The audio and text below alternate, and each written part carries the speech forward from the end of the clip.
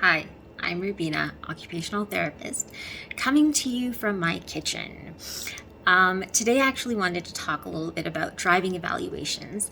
I've always loved doing driving evaluations, and I don't know why I love it so much, but I think it's because I love driving and I really understand how important driving is to people, especially people who lose that privilege to drive. In my career, certainly I've come across individuals who no longer were able to drive, and that was really difficult for them to come to terms with. We see driving as a sense of independence, and it's like a coming of age. And I mean, who wouldn't love to just jump in their car and go wherever they want, right? It just brings this sense of freedom. Fast forward to working with people who have other limitations but still have the capabilities for driving if they just had the right sort of modifications to their vehicle to allow them to drive safely and independently. So that's kind of what I do now. It's called a Tier 2B driving evaluation, which involves a steering wheel modification. So there's different types of steering wheel modifications that are out there. It also looks at, signal extenders and adapted mirrors. So I've been working with Silver Cross Automotive for many years now. Eco Medical is another one that I've worked with, and both are fantastic. They do different types of modifications, Tier 2B as well as Tier 3 level modifications for individuals with various disabilities and capabilities. So that's the focus, right? Capabilities. What can we do? And that's very much the focus when I'm doing an assessment. Yes, I am looking at the things that are barriers, but I'm also looking at what is this person capable of doing. Really, there's so many options out there for people, and I kind of wanted to educate individuals who find themselves on my website or who are just interested in knowing what kind of modifications are available for vehicles. So I'm going to be exploring some Tier 2B level modifications as well as Tier 3. And I hope you find it as interesting and educational as myself. I love working with vendors because they have knowledge that I don't in terms of, what's compatible with what vehicle and what are all of the possible modifications that are out there. But we do work in synergy with one another. And really the end goal is getting the client the best assessment, making sure that they're not wasting their money on things that they don't need or that are not going to be useful to them or that they can't drive with legally.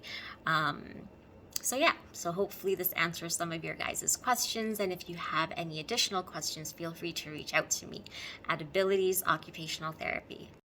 This is Howdy. Sean, and I've been working with you for quite some time now, right? Yep. Doing WCB Few and years, yeah. So you guys are one of the many vendors. I think there's only another one, Eco Medical.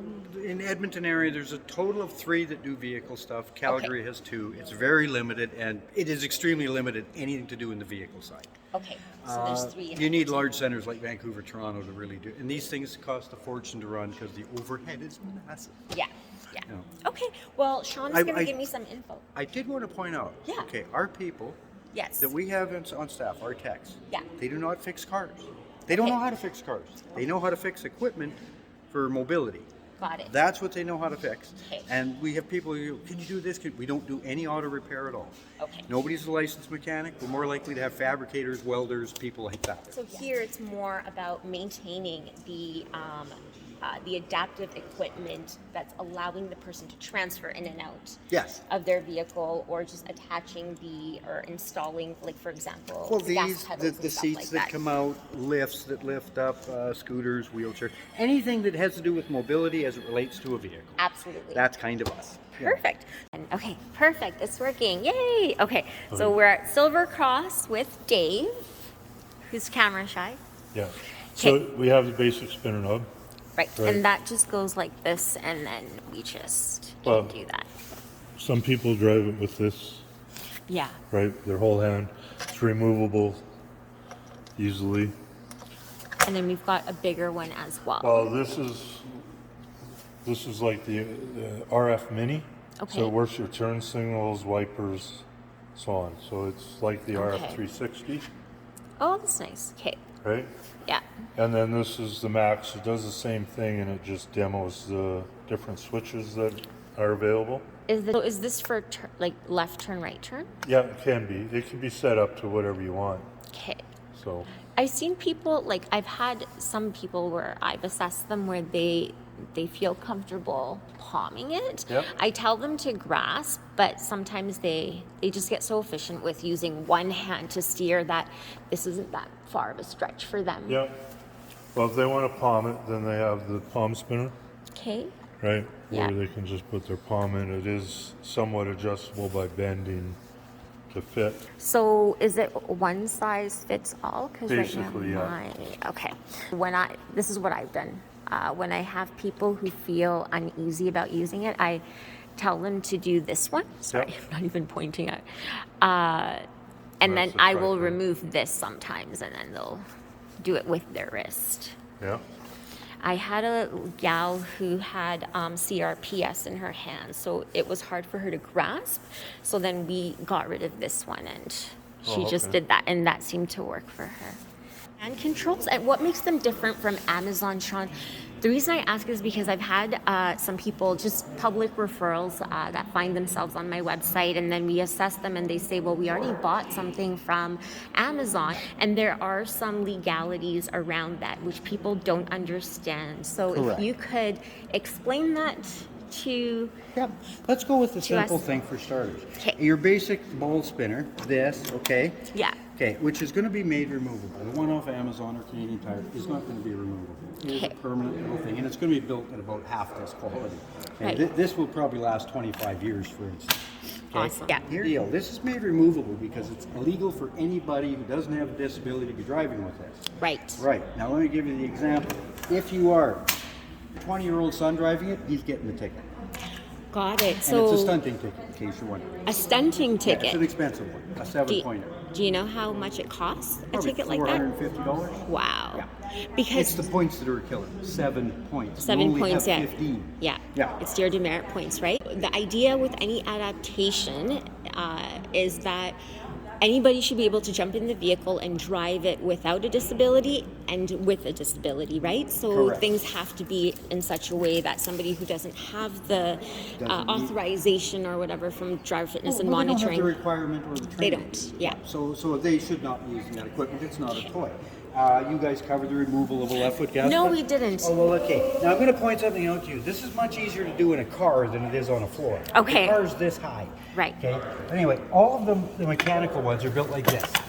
All we do is we pull that little button right there Okay. and then slid it out sideways. It just slots into here and Which locks button it. is that, sorry? That's right here, this little guy. Okay. I Okay. see it, yeah. Okay, now this goes on like so, gets flat, sideways, it's in. Okay, we always check that we can't see any yellow, because if we can see yellow, it's not in. Oh, got it. Okay. good to know. But this, so the base plate stays on the floor permanently. Right. Okay, you put carpet over it or whatever.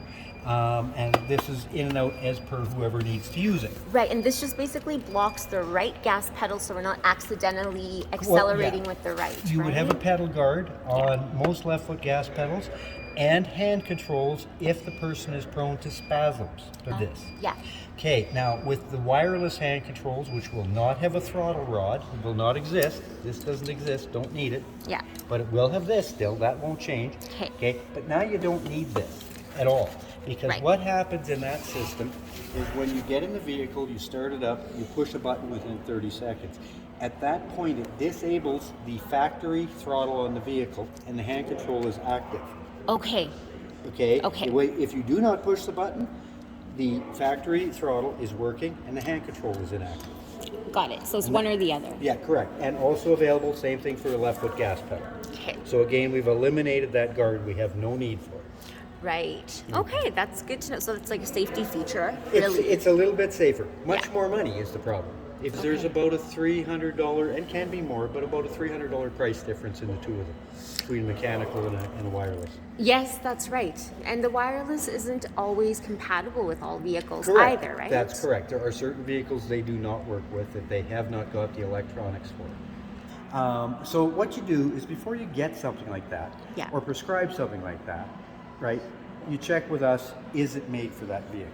Right. Now, I will tell you something. Everybody needs to know this. Whoever watches this, when you're doing a feather light in a hand control or a left foot gas pedal or a multi-function spinner, Yeah. you need the VIN of the vehicle. You're not going anywhere without that. You The can't- VIN number. Yeah, you can't get a quote without a VIN. So a right-hand signal extension is generally going to be done using a device like this. Perfect. Okay? We Yeah. would like to get it lined up at a place where a person can easily activate it with their hand on the way by with a spinner. Yeah. Okay? Ideally. Okay? And this would attach to the signal light arm. So it's just a simple mechanical device. Many people just want to get back to driving. They don't really care. Yeah. You know. Well, it's so- our job to care. Well, we have to be watching for their safety, public Absolutely. safety, as you said earlier. Yeah. That's all of our jobs to do that stuff correctly. I've Yeah. run into some of the most responsible people in the world, by the way, Okay. who put in equipment in because they know they're going to be here. Sweet. Okay. Well, thank you so much for your time. My pleasure. And Okay. if we get any more questions, then I will definitely be coming to you and Not a problem. picking your brain. That's not a problem at all. It's always a pleasure, Rabina. Good Thanks, luck to Sean. you guys. Thank you. Bye. Yeah.